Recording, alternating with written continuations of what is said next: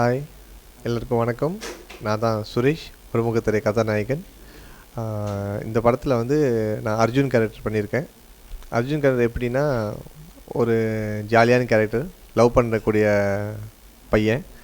அந்த பையன் எப்படின்னா, அர்ஜுன் வந்து ஒரு ஆஃபீஸ் ஹெச்ஆராக இருப்பார். அப்புறம் அவர் வந்து ஒரு பொண்ணை மீட் பண்ணுவார். அவங்க பேர் தான் தேவிகா. இந்த படத்தில் அவன் மீட் பண்ணிவிட்டு அந்த பொண்ணுக்கும் இவங்களுக்கும் அர்ஜுனுக்கும் வந்து ஒரு லவ் வரும். லவ் வந்துட்டு அதுக்கப்புறம் அந்த பொண்ணு வந்து அது ஜஸ்ட் ஒரு ரிலேஷன்ஷிப் மட்டும் தான் மெயின்டைன் பண்ணிட்டு இருக்கிற மாதிரி ஒரு கேரக்டர்.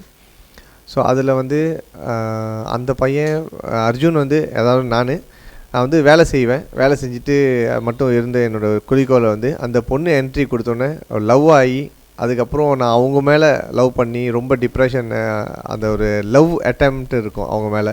பட் அவங்க என்னை விட்டுட்டு போகும்போது நான் ஸ்ட்ரெஸ் ஆகி டிப்ரெஷன் ஆகி அதுக்கப்புறம் வந்து நிறையா விஷயம் நான் பண்ணியிருக்கேன். அதில் ரகுமான் சார் அவர் வந்து ஃபேஸ்புக் வந்து நிறைய பேர் வந்து மிஸ்யூஸ் பண்ணுறாங்க. எப்படின்னா, தப்பான ப்ரொஃபைல் போட்டு ஆணுங்களும் சரி பொண்ணுங்களும் சரி தப்பான ப்ரொஃபைல் போட்டு அதை எப்படி மிஸ்யூஸ் பண்ணுறான்னு சொல்லிட்டு அவர் காட்டுறாரு. பட் அவர் வந்து ஒரு ஆணாக இருந்து தப்பான ப்ரொஃபைல் பார்த்து ஒரு பொண்ணை ஏமாற்றி கொண்டு வர்றது சென்னைக்கு அவரோட ட்ராக்கில் வரும்.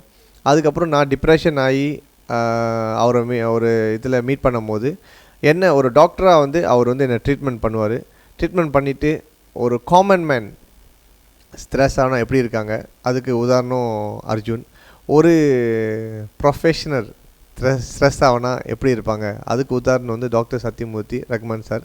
ஸோ அவர் வந்து எப்படின்னா எனக்கு வந்து ட்ரீட்மெண்ட் பண்ணி கொடுத்துட்டு அதுக்கப்புறம் அவரோட ஸ்ட்ரெஸ் லெவல் சில விஷயம் சக்ஸஸ் ஆகாதனால என்னையே மறுபடியும் ஒரு ஸ்ட்ரெஸ் லெவலுக்கு தள்ளப்பட்டு அதுதான் அந்த கேரக்டர் தான் மாயா, கண்மணி ரூபத்தில் இருக்கிறது உன்னோட மாயா தான், அதை வந்து அழிச்சிடுன்னு சொல்லுவார்.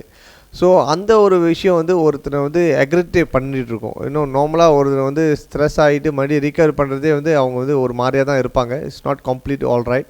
பட் ஆனால் அது இல்லாமல் அவரை வந்து மறுபடியும் அந்த பையனை வந்து தள்ளப்படுறாரு, அந்த கேரக்டராக தள்ளப்படுறாரு உள்ளுக்கு. அவன் டிப்ரெஷன் ஆகி வந்து அது லக்கி அந்த பொண்ணு வந்து சைக்காலஜி டாக்டர்னால அந்த பொண்ணு சில விஷயம் பேசி மன அழுத்தத்தை வந்து குறைச்சி அந்த அர்ஜுனை மறுபடியும் ரிகவரி பண்ணி ஒரு ஹாப்பி என்டிங்காக அந்த படத்தை முடிச்சிருக்காரு. இதுக்கு வந்து டேரக்டருக்கு வந்து நான் ரொம்ப தேங்க்ஸ் சொல்கிறேன். ஏன்னா ஒரு நியூ கம்மரை வந்து ஒரு நல்லபடியாக நடிக்க வச்சுருக்காரு. அண்ட் வந்து எல்லாத்துக்கும் வந்து அர்ஜுன் வந்து நிறைய பாராட்டு கொடுத்துருக்காங்க. அது எனக்கு ரொம்ப சந்தோஷம். எக்ஸ்பீரியன்ஸ் ஆர்டிஸ்டோட சப்போர்ட் வந்து எனக்கு நிறையா இருந்துச்சு. ஏன்னா அவங்களோட எக்ஸ்பீரியன்ஸ் வந்து எனக்கு நிறையா பகிர்ந்துக்கிட்டாங்க. ஸோ அது மட்டும் இல்லாமல் நான் நிறைய விஷயம் கற்றுக்கிட்டேன். எனக்கு வந்து ஒரு ஃபியர் இல்லாமல் ஆக்கிட்டாங்க. ஏன்னா ஒரு எக்ஸ்பீரியன்ஸ் அவர் ஒரு 200 படம் நடித்த ஹீரோ. ஸோ நான் ஒரு இப்போ தான் புதுமுகம். ஸோ அவர் கூட நடிக்கும்போது எனக்கு ஒரு நர்வஸ்ஸு அதெல்லாம் இல்லாமல் கரெக்டாக எனக்கு நடந்துடுச்சு. அது மட்டும் இல்லாமல் டெல்லி கணேசன் சார் அவர் வந்து இன்னொரு லெஜெண்ட் சொல்லலாம். ஸோ அவர் வந்து அப்பா கேரக்டர் செய்யும் போது எனக்கு இன்னும் கொஞ்சம் பூஸ்டாப்பாக இருந்துச்சு. அப்புறம் சாம்ஸ் வந்து எனக்கு நிறையா ஹெல்ப் பண்ணார். அந்த தண்ணி அடிச்சுட்டு உள்ள சீனெல்லாம் வந்து நிறைய பேர் சிரிச்சிட்டு இருந்தாங்க. ஸோ அது வந்து உண்மையாக சில பேர் கேட்டாங்க, சார் உண்மையாக நீங்கள் தண்ணி அடிச்சிங்களே? நான் சொன்னேன், இல்லை அது ஆக்சுவலி உள்ளுக்கு வந்து ஒட்கா மாதிரி வாட்டர் தான் வச்சுருந்தாங்க அப்படின்னு சொல்லி நாங்கள் பேசிகிட்டு இருந்தோம். ஆனால் சாம்ஸ் வந்து எனக்கு நிறைய சப்போர்ட் பண்ணிட்டு இருந்தார் இந்த படத்தில். இந்த படத்தோட ரிவ்யூஸ், இந்த படத்தோட ரெஸ்பாண்ட் எப்படின்னா, நான் தியேட்டரை விசிட் பண்ணியிருந்தேன்.